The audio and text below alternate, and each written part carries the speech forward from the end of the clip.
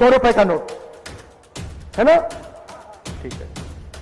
ये है 50 रुपए का नोट, ये है कितने का, ये 10 का, और ये है 2 सिक्के 7 रुपए के, मतलब 167 रुपीस है ना, ठीक है।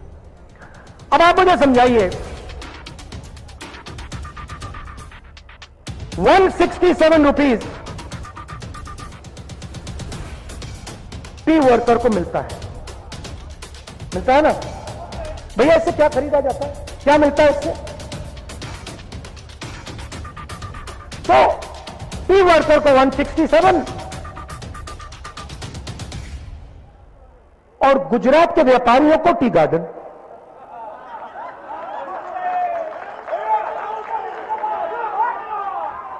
चाय के वर्कर को 167 और गुजरात के व्यापारी को टी गार्डन।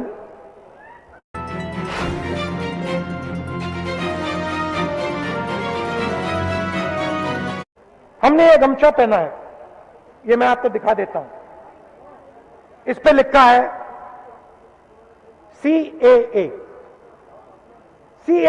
और इस पे हमने क्रॉस लगा रखा है, मतलब चाहे कुछ भी हो जाए, चाहे कुछ भी हो जाए, ये देखो सबने पहन रखा है, ये देख लो, चाहे कुछ भी हो जाए CAA नहीं होगा।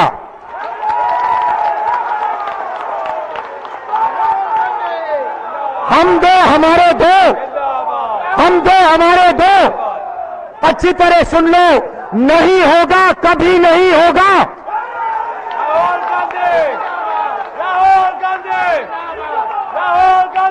अब मैं आपको बताता हूं, अब मैं आपको बड़ी सुंदर तरीके से, भैया शांत हो जाए, अब मैं आपको बहुत सुंदर भैया शांत हो जाए प्लीज, अब मैं आपको बहुत सुंदर तरीके से समझाता हूं कि बीजेपी असम अकॉर्ड को खत्म क्यों करना चाहती है, हिंसा क्यों लाना चाहती है, CAA क्यों लाना चाहती है, मैं बहुत सुंदर तरीके से आपको समझाऊंगा। ये देखिए, ये है 100 रुपए का नोट है ना, ठीक है। ये है 50 रुपए का नोट, ये है कितने का, ये 10 का, और ये है 2 सिक्के 7 रुपए के, मतलब 167 रुपीस है ना, ठीक है। अब आप मुझे समझाइए 167 रुपीस टी वर्कर को मिलता है ना भैया, इससे क्या खरीदा जाता है, क्या मिलता है इससे? तो टी वर्कर को 167 और गुजरात के व्यापारियों को टी गार्डन।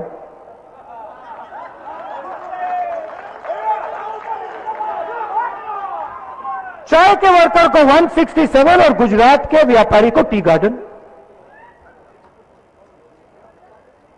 इसीलिए ये आसाम को बांटना चाहते हैं, क्योंकि ये जानते हैं कि अगर आसाम से चोरी करनी है तो आसाम को डिवाइड करना ही पड़ेगा, क्योंकि अगर आसाम को डिवाइड नहीं किया तो आसाम से कोई भी शक्ति चोरी नहीं कर सकती। अब हमने साफ कह दिया, देखिए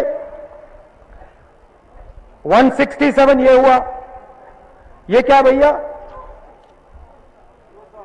200, मतलब इससे 2 रुपए कम होंगे, और ये कांग्रेस पार्टी हर रोज टी वर्कर के जेब में डालेगी, मतलब 365 रुपीस। और जो हमारे टी वर्कर्स हैं, आप अच्छी तरह सुन लीजिए, ये जो आपको 167 मिल रहा है, चाय के मजदूर अच्छी तरह सुन लीजिए, ये जो आपको 167 मिल रहा है, इसमें ये जो है ना हम जोड़ देंगे ऐसे और आपकी जेब में डाल देंगे। अब आप पूछोगे अरे भैया, अगर आप 200 रुपए हर मजदूर के जेब में डालोगे तो पैसा कहां से आएगा? मैं बता देता हूं, गुजरात के व्यापारी से। सीधी सी बात है, वो आपका जो है वो आपसे छीन रहा है। मजदूर भूखा मर जाता है, इनकी सरकार कुछ नहीं करती। कोरोना आया, देश के सबके सब मजदूर सड़क पे वापस घर की ओर चले। हाथ जोड़ के यह मांगा था उन्होंने नरेंद्र मोदी से, इससे ज्यादा नहीं, बस का टिकट दे दो। अच्छा ठीक है, बस का नहीं देना तो रेलवे टिकट तो दे दो। नरेंद्र मोदी कहते नहीं, मैं नहीं दूंगा। तुम कौन हो? हम दो हमारे दो, और किसी को कुछ नहीं। हम दो हमारे दो, तो सुंदर पोस्टर बना रखा है, हम दो हमारे दो।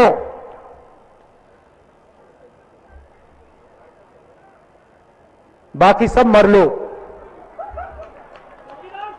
हम दो हमारे दो, बाकी सब मर लो। भाई और बहनों, हिंदुस्तान को आज 4 लोग चलाते हैं, और असम के लिए मैं उसका थोड़ा एक्सटेंशन लाया हूं। हम दो हमारे दो, और हमारे दो और जो असम को चला रहे हैं। हम दो हमारे दो, हमारे दो, और असम से सब कुछ लो। यह रियलिटी है, यह सच्चाई है। प्रधानमंत्री ने भाषण किया लोकसभा में, किसानों के बारे में बोले, कुछ नहीं बोले, सब कुछ बोल दिया, मगर किसानों के बारे में बजट में कुछ नहीं। तो सिस्टम बहुत सरल है। असम जाओ, असम में आग लगाओ, असम को बांटो, और जो असम का है ले लो। अच्छा भैया एक बात बताना, एयरपोर्ट किसको दिया? नाम बताना मेरा। हम दो हमारे दो ना, उसी को एयरपोर्ट मिला ना। अरे भैया क्या, भैया आप क्या बात कर रहे हो? अभी तो सब कुछ देगा, कुछ नहीं बचेगा। तो ये बात है। जो आपका है वो ये चाहते हैं और जानते हैं कि अगर आपको बांट दिया, अगर यहां आग लगा दी, तो जो भी लेना चाहते हैं ले लेंगे। और मैं यहां इसलिए आया हूं, और ये जो हमारे कांग्रेस पार्टी के नेता यहां खड़े हैं इसलिए आए हैं, हम आपको बताना चाहते हैं कि असम को दुनिया की कोई ताकत नहीं तोड़ सकती। और जो असम अकॉर्ड को छूने की कोशिश करेगा, जो यहां नफरत फैलाने की कोशिश करेगा, उसको असम की जनता और कांग्रेस पार्टी मिलकर सबक सिखाएगी।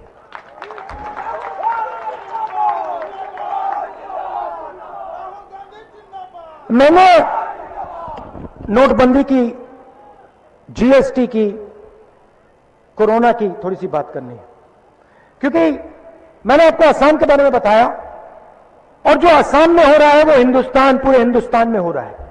तो थोड़ा सा मैं हिंदुस्तान में जो हो रहा है उसके बारे में आपको बताना चाहता हूं।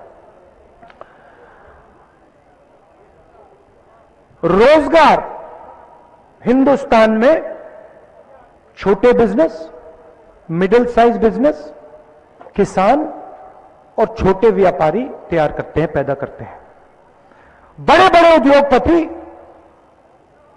रोजगार नहीं पैदा करते। यहां युवा जो आए हैं, आपको तो मालूम है कि असम को,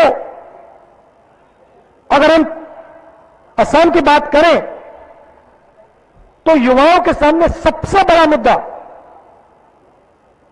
रोजगार का मुद्दा है। असम का युवा जानता है कि बीजेपी सरकार हो तो असम में उसे रोजगार नहीं मिल सकता, यह तो पक्का है। और आप किसी से भी पूछ लीजिए, सड़क पे जाइए, पूछ लीजिए भैया यहां रोजगार मिला किसी को? ना, कहीं नहीं। इसका कारण है, और मैं कारण आपको समझाना चाहता हूं। रोजगार छोटे व्यापारी, छोटे बिजनेस, मिडिल साइज बिजनेस तैयार करते हैं। और पिछले 5-6 सालों से इस रोजगार की रीढ़ की हड्डी पर नरेंद्र मोदी ने आक्रमण किया है। पहला आक्रमण नोटबंदी, आपके जेब से 500 और 1000 रुपए का नोट निकाला, और जो छोटे छोटे बिजनेस थे एक के बाद एक, एक के बाद एक, एक के बाद एक वो बंद हुए। किसानों के घर में से पैसा निकला, मजदूरों के जेब में से पैसा निकला। नरेंद्र मोदी वहां नहीं रुके, उसके बाद जीएसटी, फिर वही बात जो नोटबंदी के पीछे सोच थी, कमजोर लोगों को मारो, गरीबों को मारो, उनसे पैसा छीनो, वो ही जीएसटी में किया। आप किसी भी दुकान में चले जाइए, किसी भी छोटे व्यापारी के पास जाइए, उससे पूछिए जीएसटी से फायदा तुम्हारा हुआ, हां या ना? देखिए यही पूछ लेते हैं, बताओ जीएसटी से फायदा हुआ? नहीं हुआ। पूरा देश ये चिल्ला रहा है जीएसटी से फायदा नहीं हुआ, नोटबंदी से फायदा नहीं हुआ। उसके बाद कोरोना में लाखों करोड़ रुपए नरेंद्र मोदी ने इनका कर्जा माफ किया, हम दो हमारे दो का। गरीबों से फिर से पैसा छीना और उनका कर्जा माफ किया। और अब 3 खेती के बिल लाए हैं जिससे ये पूरे खेती के सिस्टम को खत्म करने वाले हैं। और हिंदुस्तान का सबसे बड़ा बिजनेस, 80 लाख करोड़ रुपए का बिजनेस 2 लोगों को पकड़ाने जा रहे हैं। भाइयों और बहनों, जब तक हम छोटे व्यापारियों को, स्मॉल मीडियम बिजनेसेस को, किसानों को मजबूत नहीं करेंगे, तब तक ये देश में रोजगार पैदा नहीं हो सकता है। सच्चाई। और नरेंद्र मोदी 24 घंटे इस रीढ़ की हड्डी पर आक्रमण करते हैं।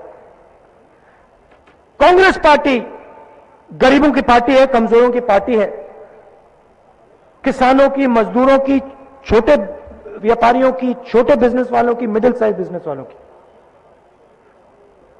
हम जनता की पार्टी है, लोगों की पार्टी है। और जब हम यहां सरकार में आएंगे, 2-3 चीजें आपको दिखने को मिलेंगी। सबसे पहले जो नफरत फैलाई जा रही है वो खत्म हो जाएगी। दूसरी बात, हम किसी को पीछे नहीं छोड़ने वाले हैं। हर जात, हर धर्म, हर भाषा, हर व्यक्ति की हम रक्षा करेंगे और हम सबको एक साथ मिलकर आगे बढ़ाएंगे। और तीसरी बात, जो हमारे युवा हैं, आपको याद होगा 2004 के पीरियड में 2014 तक आपको याद होगा कि पूरे हिंदुस्तान में तेजी से इकोनॉमिक ग्रोथ हुई थी। आपको याद होगा कि युवाओं को रोजगार मिलता था, करोड़ों लोगों को हमने गरीबी से निकाला। तो युवाओं को मैं कहना चाहता हूं कि जो आपको आज दुख हो रहा है, जो आपके दिल में घबराहट है, हम इस घबराहट को मिटा देंगे और हम आपके लिए असम में रोजगार पैदा करेंगे। यह मेरा पहला दौरा है और मैं यहां फिर से आऊंगा, असम आऊंगा और बहुत सारे मुद्दे हैं। आज मैंने सिर्फ 2-3 मुद्दे उठाए हैं, मगर ये बहुत जरूरी मुद्दे हैं, क्योंकि हम चाहते हैं कि ये प्रदेश तेजी से आगे बढ़े, युवाओं को यहां रोजगार मिले, चुने हुए लोगों की सरकार ना हो, 2-3 लोगों की सरकार ना हो, भ्रष्ट सरकार ना हो। इसलिए कांग्रेस पार्टी को चुनाव में भारी बहुमत से आप सबको जिताना है। रिमोट कंट्रोल से देखिए रिमोट कंट्रोल से टेलीविजन जरूर चल सकता है, मगर असम जैसा प्रदेश नहीं चलना चाहिए। रिमोट कंट्रोल से नहीं चलना चाहिए। आपका चीफ मिनिस्टर हो, असम का चीफ मिनिस्टर हो, असम की जनता की आवाज, जनता की आत्मा को समझे और असम के लिए काम करे। आज जो आपके चीफ मिनिस्टर हैं वो असम के लिए काम नहीं करते हैं, वो सीधा ऑर्डर नागपुर और दिल्ली से लेते हैं, और जो दिल्ली और नागपुर और गुजरात के लोग उनको कहते हैं वो असम में पूरा करते हैं। ऐसी सरकार से असम को कोई फायदा नहीं होगा, ऐसी सरकार से असम के युवाओं को नुकसान होगा। इसीलिए हम इस सरकार को हटाना चाहते हैं। आप सबका दिल से बहुत बहुत धन्यवाद। नमस्कार, जय हिंद।